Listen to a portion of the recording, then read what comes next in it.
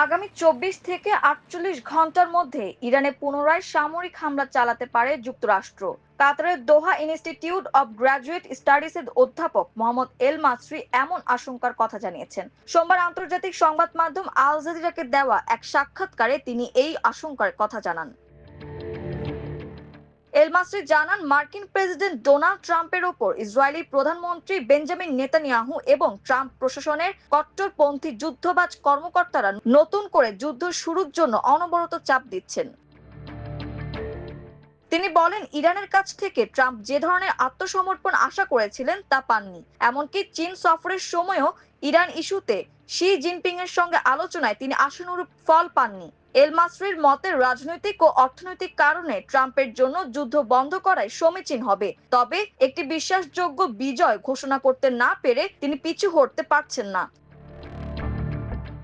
এদিকে ইরানে মার্কিন সেনা মোতায়েন করা হলে যুক্তরাষ্ট্রের রাজনৈতিক বিপ্লব হতে পারে বলে হুঁশিয়ারি দিয়েছেন সাবেক মার্কিন কংগ্রেস সদস্য মার্জরি টেইলর গ্রিন। সামাজিক মাধ্যম এক্সে এক বার্তায় তিনি বলেন, আমরা স্পষ্ট বলেছি, আর কোনো বিদেশি যুদ্ধ নয়।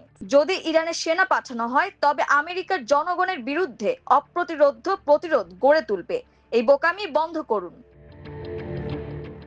অন্যদিকে যুদ্ধ পরিস্থিতির মধ্যেই পাকিস্তানের মধ্যস্থতায় দুই দেশের মধ্যে আলোচনার পথও খোলা রয়েছে। ইরানের পররাষ্ট্র মন্ত্রণালয়ের মুখপাত্র ইসমাইল বাঘাই জানিয়েছেন, তেহরানের প্রধান দাবি হলো জব্দকৃত অর্থ মুক্ত করা এবং অর্থনৈতিক নিষেধাজ্ঞা প্রত্যাহার।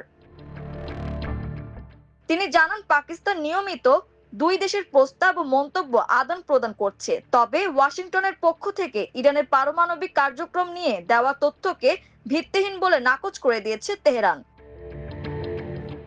৪০ দিনের রক্তক্ষয়ী সংঘাতের পর গত ৮ এপ্রিল পাকিস্তানের মধ্যস্থতায় ১৪ দিনের একটি অস্থায়ী যুদ্ধবিরতি কার্যকর হয়েছিল, যা পরবর্তীতে ট্রাম্পের সম্মতিতে বর্ধিত করা হয়। তবে বর্তমান উত্তেজনা সেই ভঙ্গুর যুদ্ধবিরতিকে হুমকির মুখে ফেলেছে। মাল্টিমিডিয়া ডেস্ক, আমার দেশ।